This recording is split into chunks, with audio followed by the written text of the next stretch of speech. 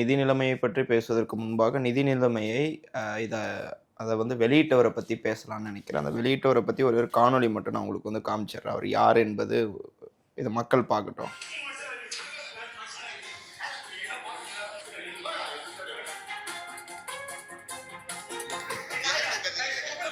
Okay, இது வந்து நேற்றைக்கு மரிய வில்சன் அவர்களுடைய ஒரு கடந்த கால வீடியோ அது. இல்ல அதை சொல்லிட்டு ஸ்டார்ட் பண்ணலாம். ஏன்னா மக்களுக்கு நிதியமைச்சர் யாருன்னு தெரியாது சார். நிதியமைச்சரை பத்தி அவங்க டிவிலே பார்த்திருந்தாலும் அவங்க அவர் வந்து யாருன்னு தெரியாது. மக்கள் பார்க்கிற மக்களுக்கு பார்க்கும்போது இப்போ பிரதானமா அரசியல்வாதிகள் இருக்கிறவங்களுக்கும் ஒரு கடந்த காலங்கள் இருக்கும். அதை எடுத்து இப்போ பேசணும்ன்ற இல்ல. கடந்த கால நிகழ்வு என்பது வேறு.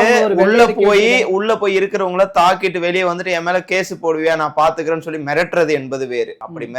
அப்படி மிரட்டி ரவுடிசம் பண்ண நபர் நேற்றைக்கு நிதியமைச்சராக இருந்து வெளியிட்ட வெள்ளை அறிக்கை. சரி, அவர் யாருனாலும் இருக்கட்டும், அவர் தப்பு பண்ணியிருக்காரு. இப்ப நீங்க சொல்றது போல அவர் வந்து தப்பே பண்ணியிருந்தாலும் அது வந்து கடந்த காலம் அப்படின்னு சொல்லிட்டு விட்டுறலாம். இன்னைக்கு அவர் நிதியமைச்சர் ஆயிட்டார். மக்கள் வந்து அவருக்கு வந்து வாக்களிச்சிருக்காங்க, நம்ம வச்சுக்கலாம் சார். இன்னைக்கு நிதி நிலைமை, அதாவது நிதி நிலை அறிக்கையை பத்தி அவர் சொல்லியிருக்காரு. வெள்ளை அறிக்கை கொடுத்திருக்காரு. இன்னைக்கு வந்து கடன் வந்து அதிகமா இருக்கு. கடன் வந்து தமிழ்நாட்டுல வந்து திமுக ஆட்சியை வந்து ஏற்படுத்திட்டு போயிருக்கு அப்படின்னு சொல்லியிருக்காரு. அவரே சொல்லியிருக்காரு, திமுக ஆட்சியில அனாவசியமா எதுக்கும் செலவு பண்ணல. இருக்கிற வெல்ஃபேர் ஸ்கீம் வெல்ஃபேர் ஸ்கீம்ஸ் எல்லாமே ப்ராப்பரா பண்ணியிருக்காங்க.